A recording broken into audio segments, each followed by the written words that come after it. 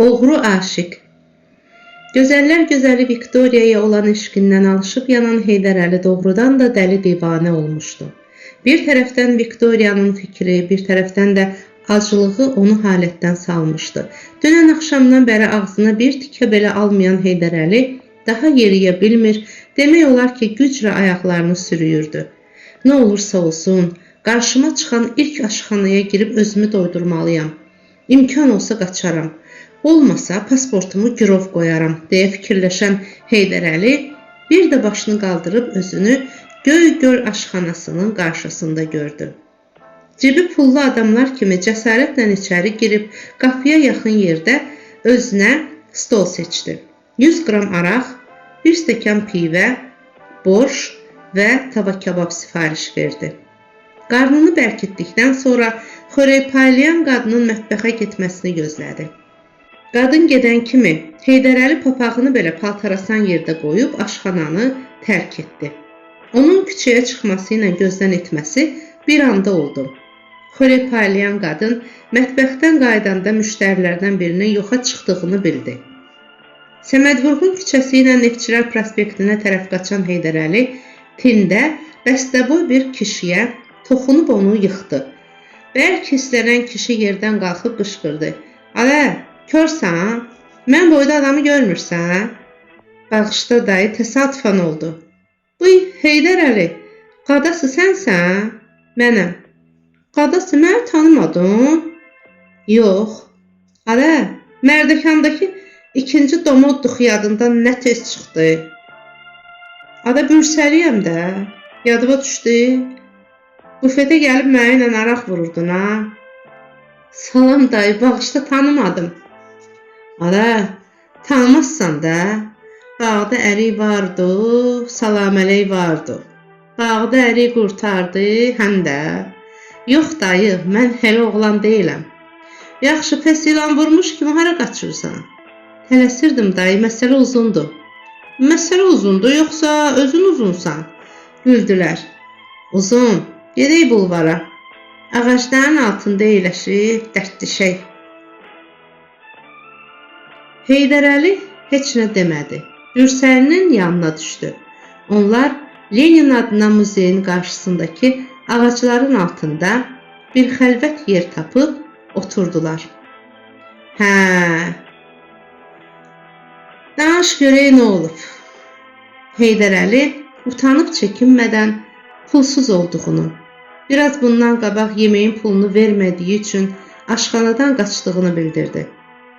Bürsəli heç söhbətin dalına qulaq asmadan yerindən qalxdı, əmredici tərzdə dedi. "Gəl." 10 dəqiqədən sonra onlar yenidən Göygöl aşxanasının qarşısında göründülər. Bürsəli cibindən 10 manat çıxardıb Heydər Əliyə uzatdı. "Adam kişi olar. Kişi isə gərək mərd olsun. Papağın qoyub qaçmasın. Get arvadın pulun ver. Papağı da götür gəl." Heydər Əli təzədən aşxanaya girib, heç nə olmamış kimi xörək paylayan arvadı salamladı. Tələsdiyini bildirib, yediyinin pulunu verdi, paltarasılan yerdən papağını alıb küçəyə çıxdı. Pulun artığını qaytarıb dedi. "Sağ ol dayı." "Adə, qoy cibişdanı var, gərəgin olar. Dayı pikar durma, gedək pul qazanmağa." Bürsəli heç bir müqavimət göstərmədən sözsüz ona tabe olmağa başlayan Heydər Əlini hökumət evinin yanına gətirdi. Binanı göstərib dedi. "Maşallah, göz dəyməsin. Öydü öyle, elə bir böyük bir xəzinədir. Sən ölməyəsən uzun. Heç bilirsən bu binada nə qədər dövlət var? Mənim canım üçün düz deyirəm. Deyirəm göz qabağında belə xəzinə ola adam da ac qalar. Heç bir vaxt. Qabaqlar boy o qədər mənim qarnımı doydurub ki." "Kim dayı?" "Qadası. Bu övü deyirəm də. Uzun. Sən onun içində olmusan heç?" "Yox, naq yerə. Bu öydə o qədər otaq var ki, saymaqla qurtarmaz. Hamısında da pul. Özü də göydən asılıb." "Heç nə başa düşmürəm dayı." "Qadası, belki bu otaqlarda maymaq adam çoxdur. Qapıları açıq qoyub gəlirlər. Otaqlarda da divardan keyfin istəyən qədər palto asılıb. İşgüzar adamlar teki içəri girirsən, qapı-qapı gəzib ən bahalı palto seçirsən, məqam tapıb içəri girirsən, öz malın kimi eynivə geyinib bayıra çıxırsan. Vəssalam. Dayı, deyirsən yəni palto oğurlayım? Ada uzun, palto oğurlayanda nə olar? Yox qadası, sən mənə bir de görüm. O nə tər olur ki, bağlardan hər şey oğurlamağı bacarırsan, burada palto aparmağı bilmirsən? Tay dayanma, gir içəri. Yoxsa çıxıb gedərəm ha. Yəni deyirsən, bismillah edim. Ələ uzun ələ, bil ki, palto oğurlamaq halva yemək kimi asan işdir. Özdə qorxma, durmuşam burada səni gözləyirəm. Heydər Əlinin binaya girib bayıra çıxması heç 10 dəqiqə belə çəkmədi. Onun üzü gülürdü. Əynində qəhvəyi rəngli qəşəng bir palto vardı. Ürsəli tez onun qoluna girib taksi dayanacağına dartdı. İftixarla dedi: "Adəm alades uzun. Doğrusu, səndən heç belə fərasət gözləmirdim. Qadası, belə başarığın ola-ola, nə üçün pulsuz gezirsən?" Nə bilim. 15 dəqiqə keçdikdən sonra taksi onları yuxarı dağlıq küçəsindəki alçaq bir evə gətirdi. Ürsəli təpiklə vurub qapını açdı. Həyətdə tut ağacının altında oturan qoca kişiyə dedi: "Ədə Trofim, özün necəsən ey? Sözlü de, niyə gəlmirsən? Qadası, bu yetimin pulu qutarıb, paltosunu satmaq istəyir." "Bala, mən mağazamı bağlamışam, alver yoxdur, mal yoxdur." "Adə Trofim, aç dükanıvı, mal olacaq." Heydər Əli paltonu çıxartdı. Trofim dayı həyət qapısını bağlayıb paltonu gözdən keçirdi. Kiməsə apar dedi. Elə o dəqiqə dalda bir oğlan göründü. Bir göz qırpımında paltonu qapıb, o biri qapıdan küçəyə çıxdı. Trofim dayı əlini cibinə salıb 2 dənə 50 manatlıq çıxartdı. Heç bir söz demədən Ürsəliyə uzatdı. "Ada Trofim, az da gör qadası. Oğurluq mal üçün bu da çoxdur." Ürsəli küçədə Heydər Əliyə 50 manat verib dedi: "Qadası, apar xərcli elə." "Yarın üçün." "Ada, 10 manat da bayaq verdim də. Yemək üçün, həri 40 manat da prosenti. Elədir 20. Düzdür qadası?" "Düzdür." "İndi kvit olduq. Məni görmək istəsən, erməni qəbristanlığına gəl. Mən xudahafiz." Heydər Əli bir həftə ərzində dalbadal gündə bir idarədən palto apardı. Özünə təzə paltar alıb, üst başını düzəltdi. 8-ci gün axşam Margarita Sergeyevna gilə gəldi. Ürək çırpıntısı ilə qapının zəngini çaldı. Qapını Margarita Sergeyevna açdı. Bir həftə bundan əvvəl Viktoriyanı güdən gənci dərhal tanıdı. Bu günlər ərzində gənc daha qəşəng olmuşdu. Gözlərini bu cazibədar gəncdən ayıra bilməyən Margarita Sergeyevna nəvazişlə soruşdu: "Dinləyirəm sizi, cavan oğlan. Nə istəyirsiniz?" Xoşa gəlmək üçün mümkün qədər ədəbli olmağa çalışan Heydər Əli utancaqlıqla dedi: "Sizi narahat etdiyim üçün üzr istəyirəm." "Eyib etməz, buyurun." İş orasındadır ki, bir həftə bundan əvvəl mən bağda bir qızla tanış olmuşdum. Hərçənd qız adını demədi, ancaq bu evə gəldiyini gördüm. Margarita Sergeyevna'nın başında şeytan fikri oyandı. Nəyin bahasına olursa olsun, bu gənci ələ keçirməliyəm deyə onu otağa dəvət etdi. Oturmağa yer göstərdi. Qonşu otağa keçib özünə bəzək verdi. Geri qayıdıb Heydər Əlinin qarşısında oturdu. Gülə-gülə dedi: "Bir həftə bundan əvvəl bacım qızı Viktoriyanı güdməyinizi mən də bilirəm. Sizi ona görə evə dəvət etdim ki, məqsədinizi öyrənim. Sir deyilsə, cavan oğlan, deyin görək kimsiniz, məqsədiniz nədir?" "Utanıram deməyə." "Məni özünüzə dost bilin, utanmayın, danışın." Heydər Əli Mərdəkanda yaşadığını, tələbə olduğunu, Əzizbəyev adına Azərbaycan Neft və Kimya İnstitutunda oxuduğunu, bağda güya dərs hazırlayarkən Viktoriyaya rast gəldiyini danışdı. Adın nədir? Heydər Əli. Sadə dildə Gena. Mənim adım isə Margarita Sergeyevnadır. İstəsəniz məni Rita da, yaxud Margo da çağıra bilərsiniz. Ancaq bacım qızı Bakıda deyil. İmtahan vermək üçün Moskvaya getmişdir. Bir aydan sonra gələcək. Onda sizi narahat etdiyim üçün üzr istəyirəm. Yox, xoşdur, əyləşin, qonağım olun. Mən də təkəm, darıxıram, heç olmasa 5 dəqiqə. Bu 5 dəqiqə gecə yarısına dək çəkdi. Sərxoş olan Heydər Əli gecəni də Margarita Sergeyevnanın evində qaldı. Bu qayda ilə 3 həftə burada yaşayıb, Margarita Sergeyevnanın məşuqu oldu. 5-ci fəsil. Dustak Yaşa. Yaşa Naqapetyan həbs edilmişdi. Onun ardıranda sahibsiz qalmış bağların birində zirzəmidə yatırdı. Adi dustaqlarla Yaşa Naqapetyan arasında fərq bunda idi ki, saxtakar Yaşa milis orqanları tərəfindən deyil, cinayətkar və quldurlar tərəfindən həbs edilmişdi. 3 gündür ki, qabaqlar kiminsə kartof anbarı olan, indi isə Yaşa Naqapetyan üçün həbsxanaya çevrilən bu zirzəmidə Yaşadan və siçanlardan başqa heç kim yoxdur. Gecələr səhərədək siçanlarla mübarizə aparan Yaşa gündüzlər yatır, oyaq vaxtlarında isə hey fikirləşirdi. Hər şey falçı Pelageya Pantileyevnanın həyətindəki voleybol oyunundan sonra baş verdi. Pelageyanın zəhərlənib öldürülməsi aşkar edilən kimi voleybol meydançası boşaldı. Oyunçular da, tamaşaçılar da dağıldılar. Şövkət rayon milis şöbəsinə qaçdı. Pavluşa Pelageyanın qapısında gözətçi qaldı.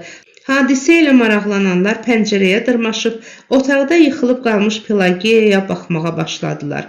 Həmişə belə şeylərdən uzaq gəzən Yaşa isə rastına çıxan ilk kitab mağazasından bir rəsm dəftəri və bir qələm alıb 8-ci Zavağzal küçəsinə getdi. Əvvəlcə Dzerzhinski adına parkın yanında yerləşən evlərinə girib, son zamanlar tez-tez xəstələnən istəkli anasının keyfini xəbər aldı. Xətircəm olub yenidən küçəyə çıxdı. 7-ci Zavağzal küçəsindən sağa dönüb parkın kənarı ilə 50 metr yol qət etdi. Uşaq dəmir yoluna gedən dar cığırla üzü yuxarı qalxıb təpədəki yaşıllıqların arasında münasib bir yer seçdi. Sonra bir söyüd ağacının altında əyləşib ətrafına nəzər saldı. Buradan təpənin başından şəhərin yarısından çoxu ovuc içi kimi aydın görünürdü. Yaşa diqqətlə baxıb dənizin lap sahilində gözəl bir mənzərə seçdi. Rəsm dəftərini dizləri üzərində yerləşdirib mənzərəni çəkməyə başladı. Yarım saat keçdi. Hərdən bir Yaşa başını qaldırıb mənzərəyə baxır, yenə işini davam etdirirdi. Növbəti baxışlardan birində Yaşanın diqqətini yaşıl çəmənliyə düşmüş bir məktub cəlb etdi. Yaşa yerindən qalxıb məktubu götürdü. Məktub çox gözəl və incə bir xətlə yazılmışdı. İnarə adlı bir qız Elçin Səfərov adlı bir oğlana yazırdı. Elçin, əzizim, mən səni o qədər sevirəm ki, istəsən həyatımıza işıq verən günəş şüalarına özümü həsrət qoyub gözlərimi sənə qurban verərəm. İstəsən qəlbimi parçalayıb, daima sənin eşqinlə döyünən, alışıb yanan ürəyimi çıxardıb qədəmlərinə ataram. Yaşa tanımadığı İnarənin saf məhəbbətlə yazmış olduğu məktubu dönə-dönə oxudu. Hərflərin gözəl yazılışına diqqət yetirdi. Cümlələri əzbərləməyə çalışdı. Sonra nəsə yadına salıb məktubun üzünü olduğu kimi qızın xətti ilə köçürməyə başladı. Elə məktubun birinci səhifəsini təzəcə köçürmüşdü ki, kiminsə arxadan dayanıb ona baxdığını hiss etdi. Mexaniki olaraq əlləri ilə məktubun üstünü örtdü. Eyni vaxtda dala baxdı. Başının üstünü kəsdirən, gözlərini qalın şüşəli eynək taxmış qoca bir kişi idi. Qocanın qaz kimi uzun boynu, sanki hədəqəsindən çıxmağa hazır olan iyrənc gözləri vardı. Əlində də bir əsa tutmuşdu. Kişi Eynəyini çıxardıb Yaşanın yanında əyləşdi. Gür səslə dedi: "Mərhaba bacıoğlu, mərhaba. Əcəb səliqən var." Yaşa təqsirkar bir adam kimi cavab verdi: "Öyrənirəm, tavariş." "Neynəy bacıoğlu, neynəy? Əcəb eləyirsən. Xudojniksən?" "Yox, tavariş, şagirdəm. 10-cu sinifdə oxuyuram." Neynəy? İnşallah istəsən, xudojnik də olarsan." "İstəyirəm, tavariş. Lakin pulum yoxdur."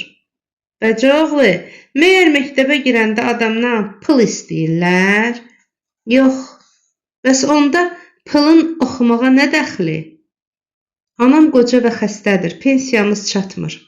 İndiyədək güclə məni böyüdüb. Bundan sonra da oxusam, anam dözə bilməz. Ona kömək üçün işləməliyəm." "Hə, bacıoğlu, indi başa düşdüm. Deməli, oxumaq üçün pul lazımdır. Neynəy? Kömək edərik." "Mən özüm sənə kömək edərəm." "Sən kimsən, tavariş? Sabezsən məyər?" "Sabez deyiləm, bacıoğlu. Ancaq ondan artıqam, həri. Nöşün ki, yetimlərin qayyumuyam. Səndən də xudojnikliyindən də xoşum gəlir. Çox xoşum gəlir." "Pulun yoxdur, verərəm. Oxu özün üçün. Şəkil çək, yazı yaz. Nə bilirsən hələ." "Siz axı məni tanımırsınız.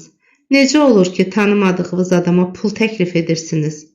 "Ay şax, nə olsun ki tanımıram. Əvvəla danışarsan, mən də tanıyaram. İkincisi də, yaxşılıq etmək istəyənlər məyər əvvəlcən adamı tanımalıdır?" O gün bir ölü məclisində danışırdılar ki, güya Firəngistanda bir yazıçı olub. Jean Valjean yazıb ki, hamıya kömək edirmiş. Şükür Allaha ki, mən də müsəlmanam. Yaşa istər-istəməz tərcümeyi halını bu qoca kişiyə danışdı. O da cibindən 100 manat çıxardıb Yaşaya uzatdı. "Al bacıoğlu, xərcli elə. Mamaşova dərman al." "Hə, həri, bizim də qədrimizi bil. Sonra xudojnik olanda qaytararsan. Rəşşət olarıq. Hindi mənə de görüm adım Yaşadır." "Yaşa, min yaşa. Mən getdim. Tavariş, bəs pulum olanda sizi hardan tapım? Mən əhli keyfin biriyəm. Harda düşdə orada da yatıb qalıram. Sən məni tapa bilməzsən. Adresini de, mən səni taparam. Şeyzad lazım olsa yenə verərəm." Yaşa ünvanını bildirdikdən sonra əsalı kişi mənalı gülümsünüb, mərcan kimi ağ dişlərini göstərdi. Bu dişlər elə ustalıqla düzəldilmişdi ki, heç kim onların süni olduğuna inanmazdı. Yaşa sevincək evlərinə gəldi, lakin o heç ağlına belə gətirmədi ki, ona 100 manat borc verən qoca addım-ba-addım onu izləyirmiş. Qoca hətta həmin həyətdən çıxan bir oğlandan Yaşanın həqiqətən bu evdə yaşayıb yaşamadığını da soruşmuşdu. Bu görüşdən sonra Yaşa daha bir neçə dəfə qocaya rast gəldi. Hər dəfə kişi Yaşanın keyfini və anasının səhhətini xəbər aldıqdan sonra ona gah 3, gah da 5 manat elə-belə xərclik vermişdi. Bütün bu görüşlər zamanı həmişə əlinə əsa alıb ayaqlarını sürükləyə yeriyən qocada Yaşa yalnız bir dəyişiklik görmüşdü ki, bu da onun dişləri idi. İlk görüşdə kişinin dişləri ağ idi. Sonralar Yaşa onu gah qızıl dişli, gah da yarı metal, yarı sümük dişlərdə görmüşdü. Qoca ilə ilk görüşdən sonra şəkil çəkmək üçün Respublika stadionu ilə Uşaq dəmir yolu arasındakı yaşıl sahəyə gələn Yaşa onun da tez-tez bu tərəflərdə fırlandığını hiss etmişdi. Nədənsə əvvəllər buna o qədər fikir verməyən Yaşa son zamanlar tez-tez bu məsələ ətrafında düşünür, qocanın bu tərəflərdə tək-tənha nə ilə məşğul olduğunu aydınlaşdırmağa çalışırdı. Bir dəfə yenə belə bir təsadüf zamanı qoca Yaşaya yanaşıb soruşdu.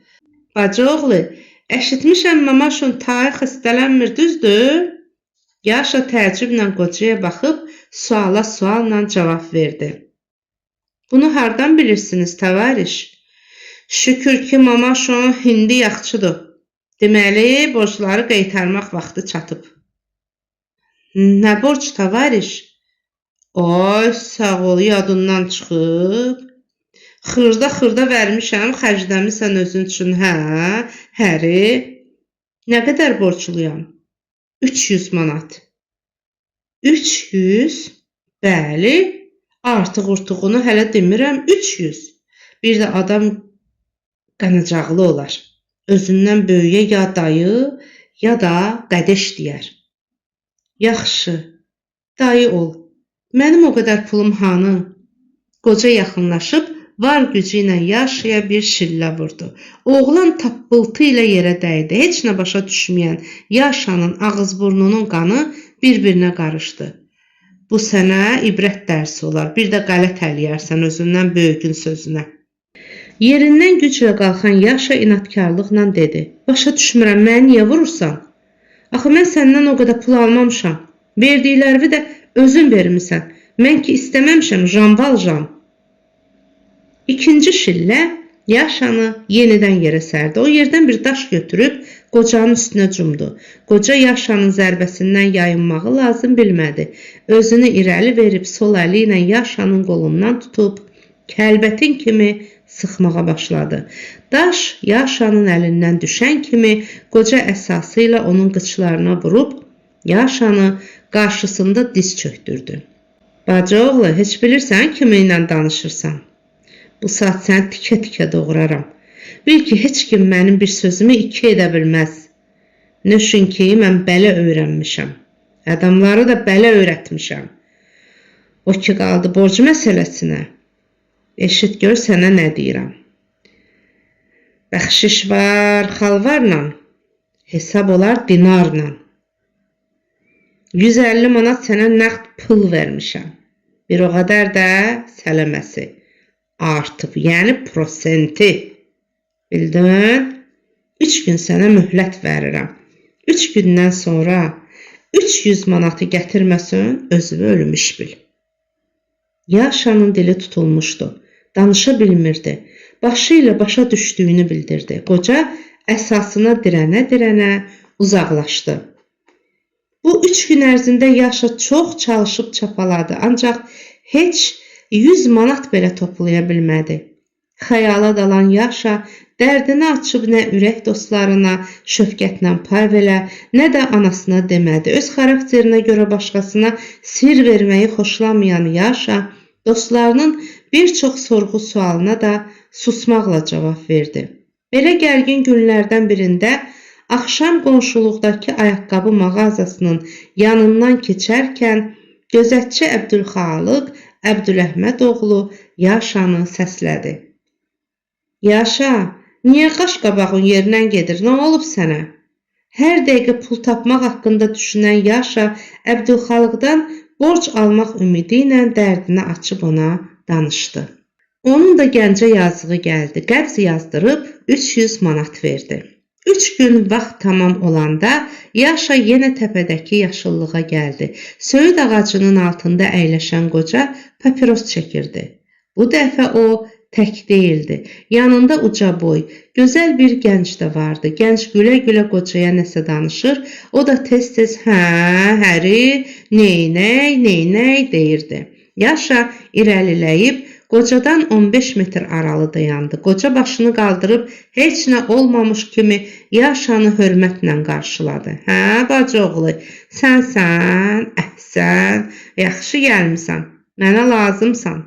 Pulunuzu gətirmişəm, alın, 300 manatdır deyə Yaşa dünən axşam gözətçi Əbdülxalıqdan aldığı pulları qocaya uzatdı. Bacıoğlu, gic-gic danışma. Qətdə qocibişdanı var, mənə gərək deyil. Gətirmişəm, alın. Ala, sən nə qanmaz adam imişsən? Öz pılımı özümə qaytarırsan? Bu pılı Əbdülxalıqa mən özüm vermişəm. Kvitansiyon da məndədir. Al, gərəgin olar. Qocaya inanmayan Yaşa yaxın gəlib kağızı aldı. Bu doğrudan da onun Əbdülxalıqa verdiyi qəbz idi. Qəbzi əlində tutan Yaşa sual edici nəzərlə qocaya baxdı. Bacı oğlu, o kvitansovu cır tulla, pulları da dostaşnaya xərclə. Hə, əri, özün də bu oğlanla get. Adı uzundur. Ona köməkçi ol. Sözündən çıxma ha, yoxsa... Yaşa etiraz filan etmədən uzunun, Heydər Əlinin yanına düşdü. Beləliklə Yaşa Naqapetyan özü belə istəmədiyi halda məcburiyyət qarşısında qalıb palto uğurluğunda iştirak etdi. Qocanın tapşırığı ilə mağaza müdürü Abram Lifşitzin xəttini öyrənib, onun adından arvadına məktub yazdı. Bu məktubu Rebekka Salamonovnaya özü apardı. Lifşitzin evi qarət edildikdən 2 gün sonra təkcə Yaşanın özünə, bir də qocaya məlum olan səbəbə görə Nardaranda oğru dostları tərəfindən tutulub zirzəmiyə salındı. Rita'nın tapşırığı. Bürsəli tərəfindən palto oğurluğuna cəlb edilən Heydər Əli 3 həftə Margarita Sergeyevna gildə yaşadıqdan sonra xeyli vaxt yenə avara gəzdi. Zərəlin yarısından dönmək də kişilikdəndir deyə düşünən Heydər Əli ayıq vaxtında belə bir qərara gəldi ki, bir daha oğurluq etməyəcəkdir. İşə girəcək, ictimai faydalı əməklə məşğul olacaq. Viktoriyanın ürəyini ələ almaq üçün namuslu yolla gedib, axşamlar istehsalatdan ayrılmadan oxuyacaq, bir sənət əldə edəcəkdir. Təəssüf ki, bu qərarını həyata keçirmək üçün uşaqlıqdan tənbəlliyə alışmış Heydər Əlinin qeyrəti çatmadı. Bu isə onu palto oğurluğundan əlavə daha böyük cinayətlər işləməsinə səbəb oldu. Acından ölsəm belə oğurluq etməyəcəyəm deyən Heydər Əli bir gün səhər tezdən yenə qarnı aç halda İvan Yangilə gəldi. Əvvəllərdə olduğu kimi Rita'nın indi də onu mehribanlıqla qarşılayacağını düşünüb qapının zəngini basdı. Gecədən xeyli keçmişə qədər kef məclisləri düzəldən və son vaxtlar işləmədiyi üçün günortaya qədər yatmağa adət edən Margarita Sergeyevna yuxudan tez ayıldığına görə hirsli halda qapıya gəldi. Qapının dalında deyinə-deyinə soruşdu. Kimdir? Mənəm, Margocan. Axı sən kimsən ey? Gena. Azərbaycan dilini təmiz bilən Margarita Sergeyevna hirslə dedi. Allah versin qardaş, bura Stalovu deyil. Margocan, tanımadın, mənəm ey Heydər Əli. İndi tanıdım, acgöz Genasan. Nə istəyirsən? İşim var Margocan, çox vacib. Get, 10 gündən sonra gələrsən, ərim evdədir. Sən ərə getmisən? Getmişəm. Haçandan, dünəndən. Yalan deyirsən, aç. Açmayacağam. Hirsi kəlləsinə vuran Heydər Əli qapıya bir təpik vurub dedi. Aç, yoxsa qapını sındıracağam. Axmağın biri axmaq. Gecə gözümə yuxu getməyib, nədir? Səhər-səhər cəmaatı nə üçün yuxudan dəng edirsən? Dedim ki, səninlə işim var. 3 həftə Margarita'nın evində yaşayan, qarnı aç, cibi boş Gena, vaxtını boş itirməyi sevməyən, həmişə qazanc əldə etməyə çalışan bu qadının laf zəhləsini tökmüşdü. O da hirslənib Heydər Əlini bir ay bundan əvvəl evindən qovmuşdu. Əlbəttə, əgər Heydər Əli gəlirli olsaydı, yaxud heç olmasa öz xərcini ödəyə bilsəydi və onunla yaşaya-yaşaya gecə və gündüz Viktoriyanı dərin məhəbbətlə sevdiyini danışıb səhləsini aparmasaydı, Margarita Sergeyevna heç bir vaxt Heydər Əlidən keçməzdi. Müxtəlif kələklər işlədib, onu zorla zaksa aparar, kəmirlərini kəstirməyə müvəffəq olardı. Ancaq həyatı boyu qısqanclıq nə olduğunu bilməyən Margarita Sergeyevna qəşəng Genanın Viktoriyadan əl çəkməyəcəyinə əmin olub, onu evdən qovlamışdı. Məhz buna görə də Margarita Heydər Əlini evə buraxmaq istəmirdi. Birdən Margarita Sergeyevna'nın yadına dostu Zöhrəb Səlimzadə ilə Viktoriya haqqında bağladığı müqavilə düşdü. Müxtəlif cinayət planları hazırlamaqda mahir olan Margarita'nın dərhal başında şeytan fikri oynadı. O, həm Margarita'dan üz döndərmiş Viktoriyadan, həm də Heydər Əlidən intiqam almaq, xəyalına düşdü. Özü də Viktoriyanın başına gətirəcəyi əməlləri Heydər Əlinin əli ilə həyata keçirməyi qərara aldı. Bu məqsədlə də özünü birtəhər ələ alıb hirsini soyutdu. Yalandan deyinə-deyinə qapını açıb Heydər Əlini içəri buraxdı. Başa düşmürəm ki, bu nə xasiyyətdir. Gecə bilmirsən, gündüz bilmirsən, nə vaxt keyfin istədi gəlirsən, elə bil ki, bura mehmanxanadır. Belə olmaz axı. Adam qabaqcadan xəbər elər, gəlmək vaxtını bildirər. Yoxsa sənin kimi kişilərin ürəyinə ot salmağı bacaran bu qadını ilk görüşdən Margo çağıran, sonralar isə bu ada bir can da əlavə edib onu Margocan adlandıran Heydər Əli təqsirkar adamlar kimi "Neyniyim Margocan, sənsiz dura bilmirəm" dedi. Yalan deyirsən məlun. Sən məni yox, Viktoriyanı düşünürsən, elə ona görə də bura gəlirsən. Heydər Əli içəri keçib otaqları bir-bir gəzdi. Evdə başqa adam olmadığını yəqin edib yemək otağına qayıtdı. Televizorun yanında divanda əyləşdi. Bəs deyirsən ərə getmişəm, adul qalmış. Tutaq ki, getməmişəm, sənə nə? Maraqlanıram. Nahaq yerə. Vika qayıtmayıb? Yox. Bax Gena, xahiş edirəm, mənimlə Viktoriya haqqında daha danışmayasan. Çalışaram. Ay çalışdın ha, bu nə üst başdır? Yəqin yenə sərxoş olub orada-burada gecələmisən, hə? Düz tapmısan Margocan. Allah bilir ki, gecəni hansı bir pis qadının yanında başa vurmusan. Mən Margocan, səndən başqa ikinci bir qadın tanımıram. Bir də mən heç Vikanı da izminyat eləyərəmmi? Yəni sən ona belə sədaqətlisən? Ömrümün axırına dək. Margarita ucadan güldü. O boyda da yalan olar ki, sən danışırsan. Mən düz deyirəm Margocan, yalansa səni. Gərək 2 həftə dalbadal burada yaşayanda, məni qucaqlayıb can deyəndə şəklimi çəkdirəydim. İndi Viktoriyaya necə sədaqətli olduğumu sənə sübut edəydim. Bu işdə hər ikimiz təqsirkarıq. Bir də bilməlisən ki, mən Viktoriyaya hələ belə qadın kimi baxmıram. Mən Viktoriya ilə evlənmək, ömürlük həyat qurmaq istəyirəm. Mən onu ürəkdən sevirəm. Yavaş ye, boğazında qalar. Sən kim, o kim? Viktoriya mələikədir, huri mələkdir, gözəldir, ay axmaq. Sənin kimi avaraya gedər? Məyər mən küfürəm? Məndən artığına gedəcək?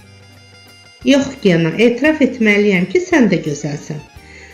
Ancaq kişiyə gözəllik deyil, bacarıq, mərdlik, sənət lazımdır. Ağıl lazımdır.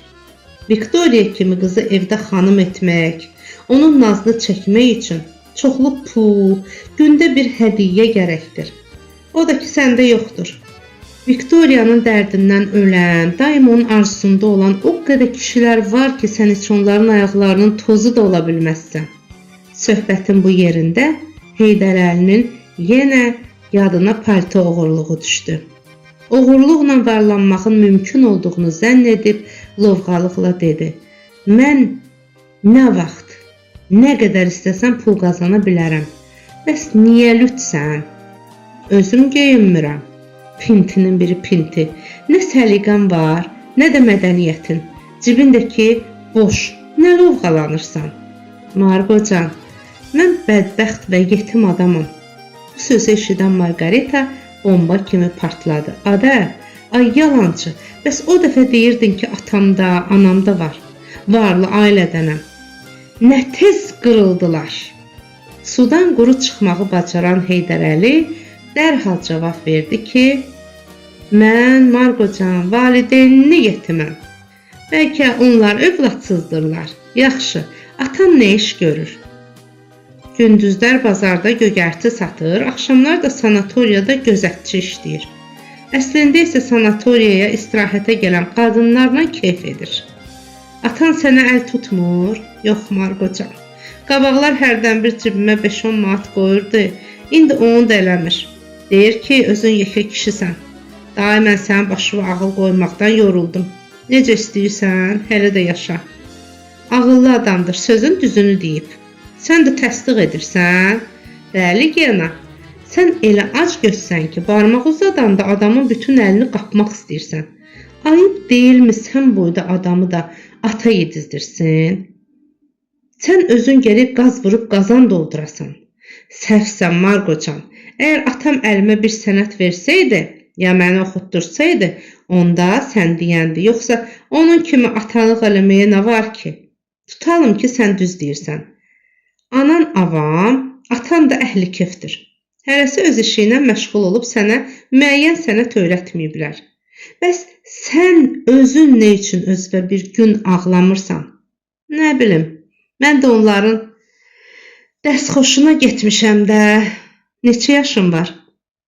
26-ya keçmişəm. Tutalım ki, Viktoriya laf elə bugün Moskvadan qayıdıb sənə ərə getməyə razılıq verdi. Evlənərsən? Evlənərəm, canım da çıxar. Bəs sən necə düşünürsən? Heç bir sənəti, təhsili və pulu olmayan, heç bir yerdə işləməyən 26 yaşlı bir gəncə evlənmək, arvadını da özü kimi avara etmək düzgündürmü? Viktoriya mənə gəlsə dağı dağ üstə qoyaram. Yaman da qoyarsan. Qorx ki, o dağdan üzü aşağı kəlləməyə Allah gəlməyəsən. Margocan, bu sözlər qalsın sonraya. Dünən axşamdan dilimə bir şey dəyməyib, yeməyə nəyim var? Heç nə yoxumdur. Çox təəssüf. Mən bunu bilirdim Gena. Nəyi? Təəssüf edəcəyini. Nədən bilirdin? Çünki sən həmişə bizim evə ac olanda gəlirsən. Bu təsadüfdür Margocan. Yox Gena, təsadüf deyil. Sən sadəcə olaraq Alfonssan. Alfons nədir? Avropada qadın hesabına yaşayan kişiləri belə adlandırırlar. Yəni mən də hələ adamam. Mən səni başa düşürəm. Viktoriya ilə evlənməyə can atmağımın da səbəbini anlayıram. Bu işdə başqa səbəb ola bilməz. Mən Viktoriyanı dərin məhəbbətlə sevdiyim üçün onunla evlənmək istəyirəm. Mənə kələ gələ bilməzsən. Sən Viktoriyanı ona görə almaq istəyirsən ki, həm sənə arvad olsun, həm də səni saxlasın. Ürəyimi sındırma Margocan. Onsuz da mən bədbəxtam. Ürəyim yaralıdır. Yaxşı, onda zəhmət olmasa ayağa qalx, mağazaya get, səhər yeməyinə bir şey gətir. İçmək üçün konyak almağı da unutma. Heydərəli yerindən tərpənmədi. Çiyinlərini çəkib oturdu. Niyə oturmusan? Dursana. Utanıram deməyə Margocan. Utanmaqdan keçib de. Pulum yoxdur. Qəpiyə güllə atıram. Mənim də yoxdur Gena. Bəs nə edək? Nə bilim nə edək? Kişisən, fikirləş. Fikirləşməkdən keçib. İndi Gena, gördün ki, mən deyəndi. Nə? Alfons olmağın. Xahiş etdim ki, Margocan, məni təhqir etməyəsən. Səni də təhqir etmək olarmış. De görün, bəs indi nə edək? Sən ağa, mən ağa. İnəkləri kimsə ağa? Vallah Margocan, başımı laf itirmişəm. Mən səni ümid edirdim.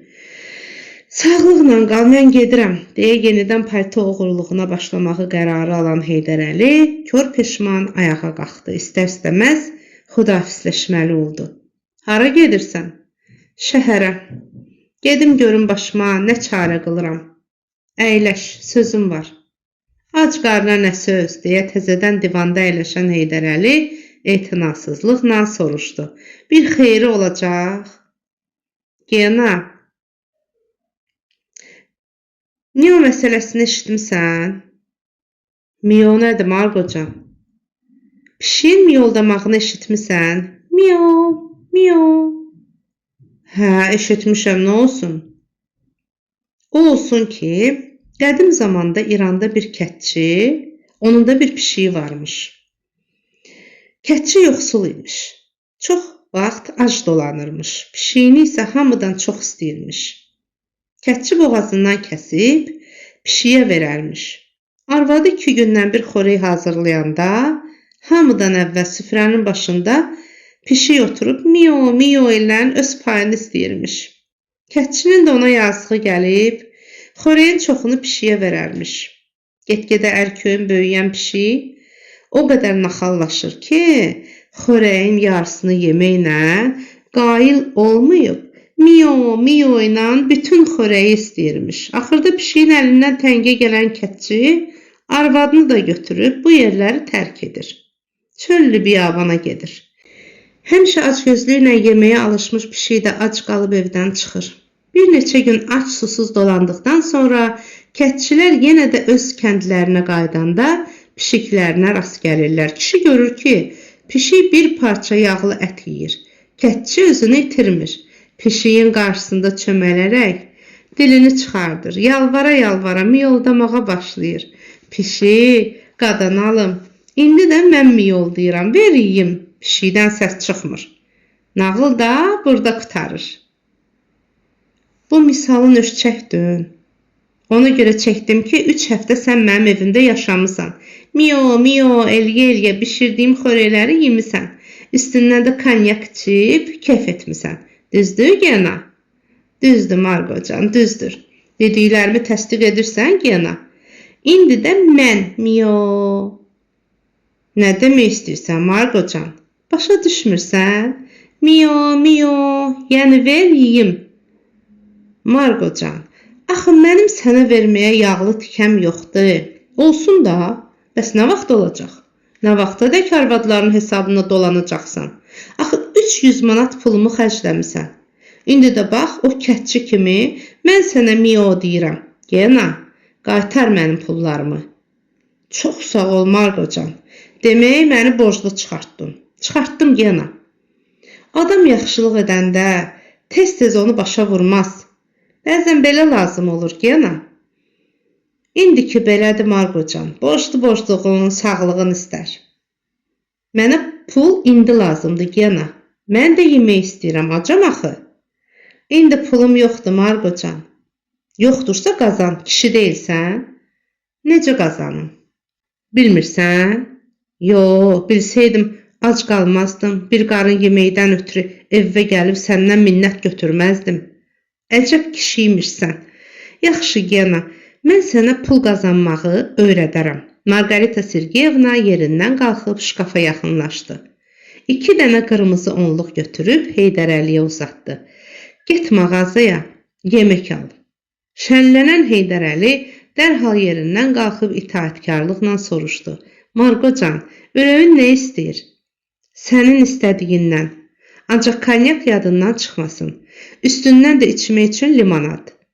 1 saat sonra Heydər Əli ilə birlikdə səhər yeməyini başa vuran Margarita içdiyi konyakın təsirindən pörtmüş üzünü aşnasına çevirib soruşdu. Deməli sən bədbəxtsən, Genyula. Hər Margocan, bədbəxtəm. Özü də pula görə bədbəxtsən, beləmi? Ancaq pula görə, Margocan. Maşallah, qaş-göz məndə, bitfason məndə. Qızlar küçədə məni görəndə ağılları başlarından çıxır. Dönüb mənə baxıb həsəd aparırlar. Yəqin öz-özlərindən soruşurlar ki, görəsən mən hansı ministerin oğluyam. Ta demirlər ki, mən bədbəxtin atası, vəzəri satandır.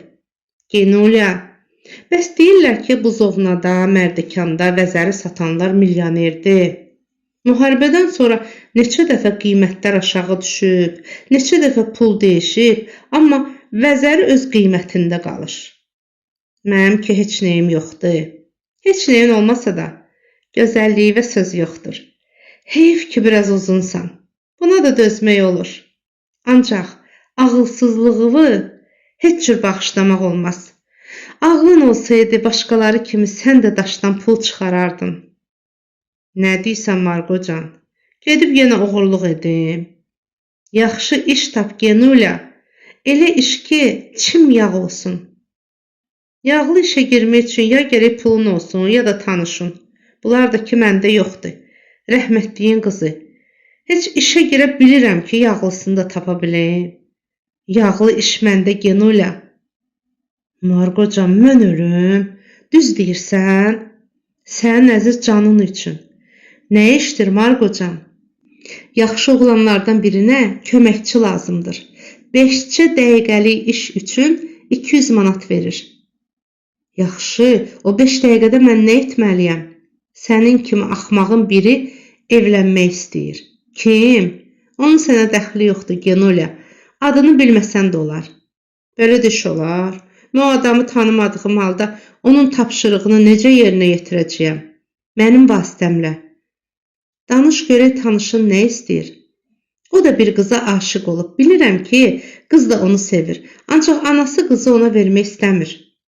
Yəqin Margocan kişi qızı götürüb qaçmaq fikrinə düşüb. Məni də özünə köməkçi götürmək istəyir, elə?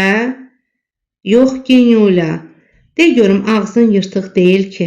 Adam satan deyilsən ki. Ayıb deyilmi Margocan? Neçə vaxtı duz çörək kəsirik. 2 həftə bir yerdə yaşamışıq. Hələ şey olar. Sən məni nə hesab edirsən? Adam da su içdiyi quyuya tüpürər. Bəzən tüpürənlər olur. Çörəyi dizi üstündə olan adamların sayı təəssüf ki, çoxalıb. Bil ki, mənə bel bağlaya bilərsən. İnanıram Genyula. Həmin adam da istəyir ki, qaynanasından intiqam alsın. Nə cür intiqam Margocan? Bunu sonra deyərəm Genyula. Deyirsən, yəni pulu çoxdur. Çoxdur Genyula, lap çoxdur. Nə axmaq adamdır. Kim? Sənin dostun. Nəyə görə? Ona görə ki, pullu adam gərək intiqam almasın. Elə pul töküb qızı ələ keçirsin. Hansı yolla Genyula? Bundan asan nə var? Qoy xərc çəksin, qıza yaxşı-yaxşı padarkələr alsın. Qızın anasını da unutmasın. Ananı da, balanı da satın alsın. Onda hər şey düzələr. Hər şeyi pulla ölçmək olmaz Genyula. Sən elə düşünürsən ki, hər adamı pulla satın almaq olar. Nöşün olmur. Pullu adamın üzünə bütün qapılar açıqdır. Pulla ən müşkül işi düzəltmək olar. Çürük fikirdir Genyula. Bunu möhkəm yadında saxla. Yox Margocan. Pul ki var, bütün xəstəliklərin dərmanıdır. Hətta dərmanların da dərmanıdır. Rüşvət götürmürsə, padarkə ver. Onu istəməsə, qonaq çağır. Genyula, mən dediyim ana-balanı heç cür satın almaq olmaz. Qaldı ki, mənim dostumun məhəbbətinə, ona sən başqa cür kömək etməlisən. Necə, Margocan? Sən gərək tanışının qaynanasını o söz yox edəsən. Yo, Margocan, belə intiqamla mənim aram yoxdur. Mən Allahdan qorxan adamam. Yo, belə işə mən qol qoya bilmərəm. Mən 200 manat üçün cavan canımı, üzünü görmədiyim, adını bilmədiyim adama qurban verə bilmərəm. Əcəb axmaq adam imişsən. Bunu bacarmazsan, başqa iş görərsən. Xəstələndirərsən onu. Bundan ona nə xeyir? Arvad bərk naxoşlayıb xəstəxanaya düşsə, mənim tanışım qızla birlikdə tez-tez onun yanına gedər. Evinə də baş çəkər, müxtəlif yemək şeyləri də alar, pul cəhətdən də kömək edər. Beləliklə mənim tanışım gələcək qaynanası ilə dostlaşar. Onların araları açılar. Bundan əlavə qız tanışımla gəzməyə çıxmağa da imkan tapar. Arvad xəstəxanaya düşsə, heç bir vaxt qızın gəzməsindən xəbər tutmaz. Çünki qızın ağzı bütövdür. Sirrini başqalarına verənlərdən deyil, başa düşdün? Öz aramızdır Margocan. Pis fikirləşməmisiniz ha. Bir tərəfdən anasını vurub xosunvay edirsiniz. Yorğan döşəyə salırsınız. Digər tərəfdən də qızını qapazlayırsınız. Malades bunu icad edənə. Yaxşı, bəs necə edək ki, arvadın sümükləri xurd-xəşil olsun, hə? Plan çəkən adam bunu da fikirləşəydi də. Hə, Genyula, əsl məsələ də elə burasındadır ki, biz bu məsələni fikirləşməmişik. Bəs sən necə dostsan, fikirləş də. Dost dosta elə gündə lazım olar da. Göstər də kişiliyi, haqqı haqq, minnəti də minnət. Axı bunu mən nə tər edim, Margocan? Dayı təri zadı yoxdur ki, Genyula. Arvad Nərimanov adına Azərbaycan trikotaj fabrikində işləyir. Bir həftə səhər, o biri həftə gecə işə gedir. Fabrikdə ikinci növbəni işi axşam saat 10-da qutarır. Arvad işdən çıxanda onu güt. Yolda gedərkən bir şey bəhanə eləyib arvadı möhkəmcə əzişdir. Həm də elə əzişdir ki, sümüklərini bir-birinə bitişdirmək üçün azı 6 ay vaxt sərf olunsun. Bu heç, bu mümkündür. Sonra arvad Solitsev küçəsində Nərimanov rayonu məhkəməsinin yaxınlığında olur. İşdən çıxanda həmişə evə tələsir. Gah tramvayların son dayanacağında Erməni kəndə gedən 12 və ya 10 nömrəli tramvaylara minir, gah da elə birbaşa trikotaj fabrikinin qarşısında dayanan 91 nömrəli avtobusa əyləşir. Öz aramızdır Margocan, sən bunları elə danışırsan ki, güya özün hamısını yoxlamadan keçirmisən. Yox, Genyula. Bunları tanışım sevgilisindən soruşub öyrənmişdir. Adətən fabrikdə iş qurtaranda avtobus stansiyasında çoxlu adam olur. Hamı evinə tez çatmağa tələsir. Ara qarışır və s. Bir də məlumun olsun ki, belə hallarda çox zaman cibgirlər yaxşı işə girişirlər. Ara qarışmasından sən də istifadə elə. Bir göz qırpımında arvadı avtobusun yaxın tramvayın altına itələmək olar. Əlbəttə, arvadı itələmək asandır, ancaq bu çox qorxulu işdir. Qorxursan, Genyula? Əlbəttə ki, qorxuram. Onda başqa plan çək. Tək ki, arvad xəstələnsin. Yaxşı, Margocan. Birdən mən elə bir iş tutdum ki, arvad öldü, onda nə olsun? Nə olar? Daha yaxşı. Kör nə istər? İki göz, biri əyri, biri düz. Bəs sən, Margocan, mənim halıma yanmırsan. Axı, arvad ölsə məni bir təhər edərlər. Heç kim sənə güldən ağır söz deyə bilməz. Bir də kim xəbər tutacaq? Tanışıma heç sənin adını belə bildirməyəcəyəm. Aydındır, Margocan. Ancaq asan işdə gör.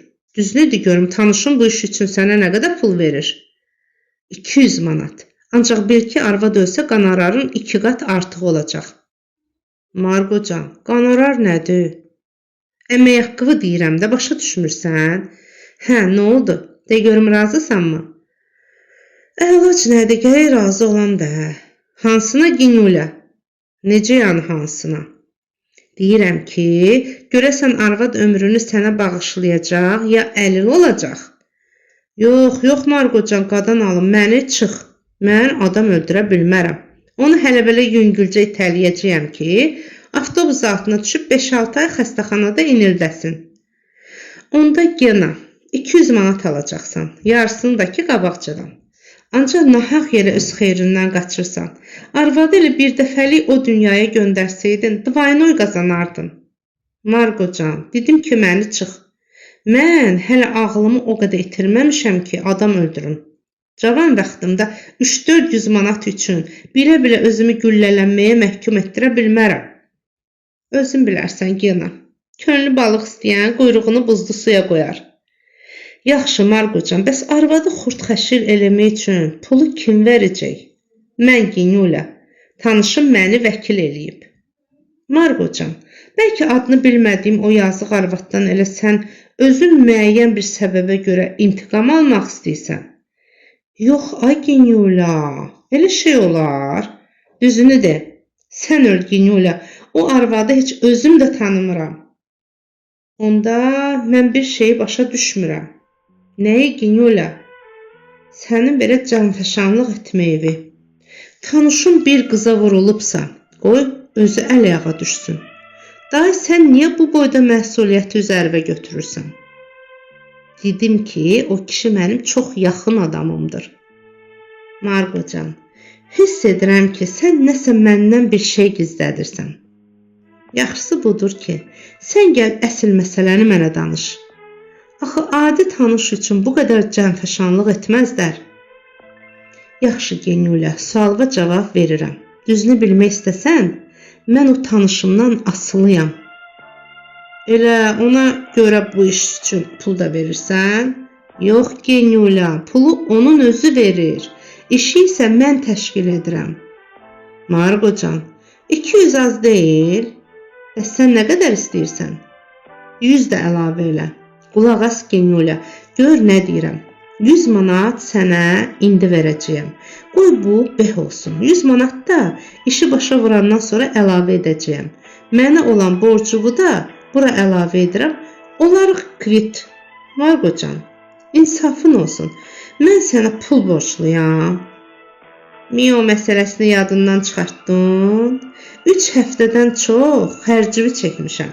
Mənim buğalteriyam yaxşı işləyir. Mənə azı 150 manat borclusan. Hələ sənin yolunda çəkdiyim başqa xırda xərcləri demirəm. Ya bu işi düzəltməlisən, ya da ki özündən küs. Heydər Əli bir xeyli fikirləşib birdən dedi.